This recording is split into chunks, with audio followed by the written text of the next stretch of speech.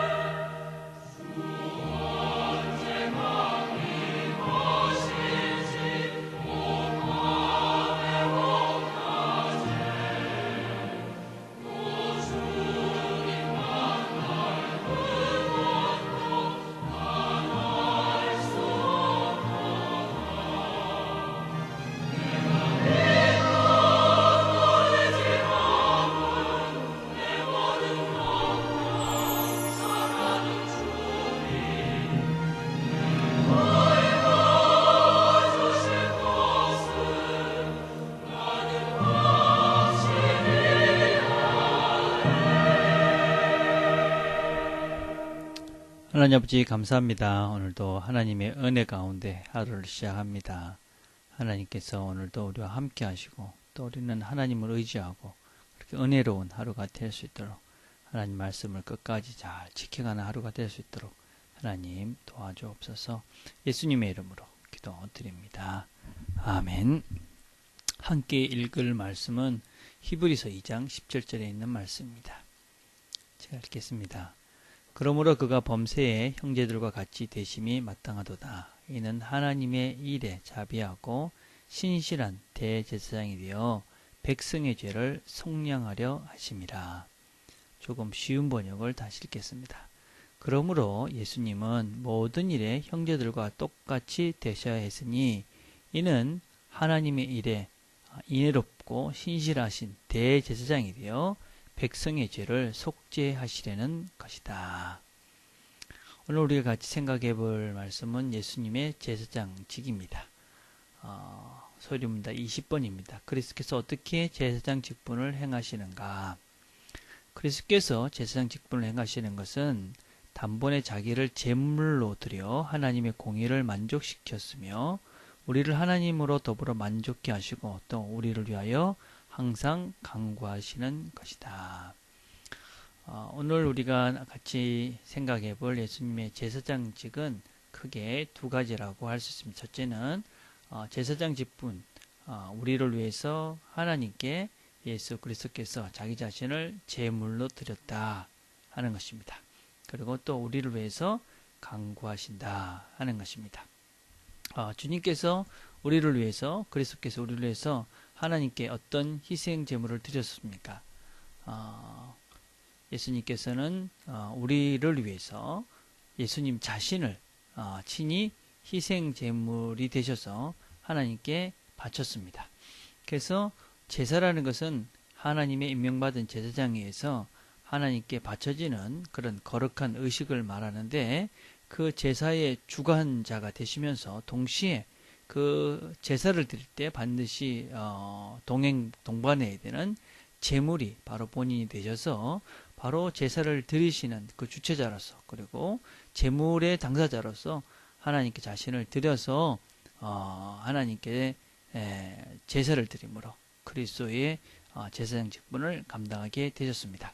그래서 그렇게 하신 이유가 무엇이냐? 그것은 우리를 위한 하나님의 공의를 만족시키기 위함입니다. 다시 이야기하자면 하나님께 우리가 죄를 지었습니다. 그 죄의 대가를 치러야 되는데 바로 그 죄의 대가로 예수님께서 자기 자신을 드린 것입니다. 그것으로 인해서 우리가 하나님과 화목하게 하기 위해서입니다. 우리가 죄로 인해서 하나님과 화목할 수 없고 하나님께 나아갈 수 없는 상태의 존재였습니다. 그런데 제물을 드림으로써 주님과 하나님과 우리 사이에 갈라졌던 그런 관계의 단절 속에서 예수님께서 당신의 제물을 통해서 그 죄 있는 우리의 상태를 없게 하심으로 인해서 우리가 하나님께 나아갈 수 있는, 그래서 하나님과 우리가 화목하게 되는 그런 일들을 하신 것이 바로 예수님의 제사장직, 자기 자신을 제물로 드려서 우리가 하나님의 면전 앞에, 하나님 앞에 나아갈 수 있고 하나님을 알아갈 수 있는 일들을 하신 것입니다. 그것으로 인해서 하나님과 우리는 이 하나가 된 것이죠. 에베소서 2장 16절을 보면 또 십자가로 이 둘을 한 몸으로 하나님과 화목하게 하려 하심이라.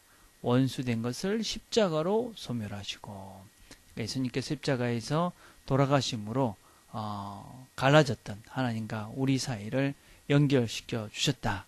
그래서 하나님께서 이 예수 그리스도의 제물 되심을 만족하셔서 우리와 하나님과가 하나가 되셨다. 그것이 첫 번째로 예수님께서 하신 제사장 직분이다 라고 할 수 있습니다. 두 번째, 예수님의 제사장 직분은 우리를 위해서 끊임없이 기도하시는 것입니다.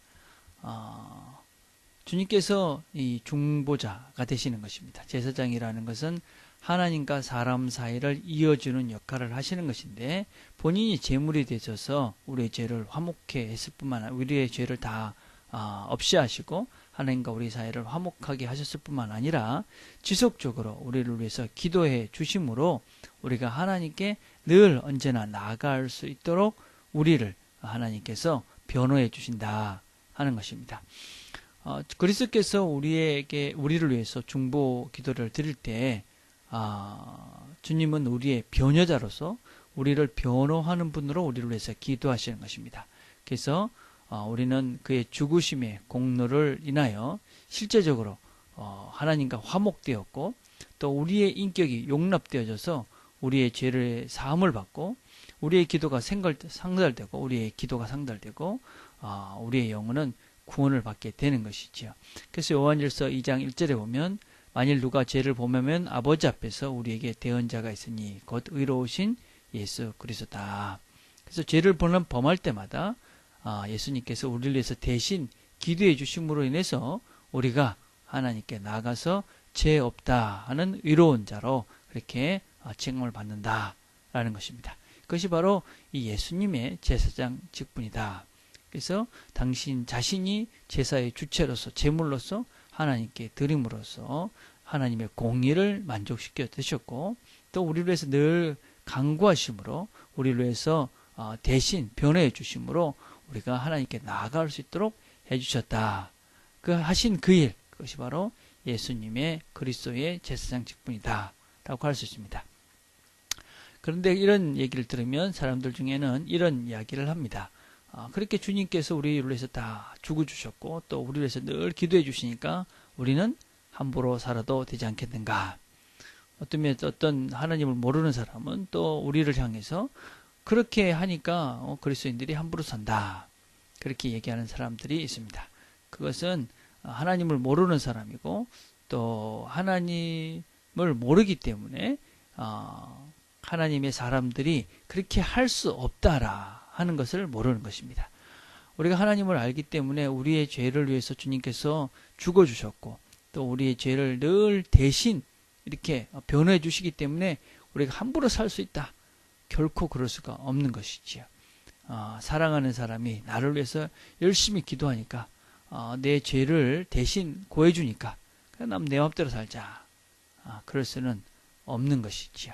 말도 되지 않는 것이죠. 그래서 우리는 주님께서 우리를 위해서 죄를 씻겨주기 위해서 그렇게 죽어주신 제물이 되셨다는 것을 알고 우리를 위해서 늘 대신 우리의 죄를 대신 고해주시고 변호해주신다는 것을 알기 때문에 우리는 더 정결하게 바르게 그리고 올바르게 살라고 애쓰고 힘쓰는 것이죠. 그러나 잘 안되기에 부족하기에 주님께 나가 다시 한번 겸손하게 무릎 꿇고 주님이 우리의 제사장 되심을 감사하면서 은혜를 구하는 것이죠.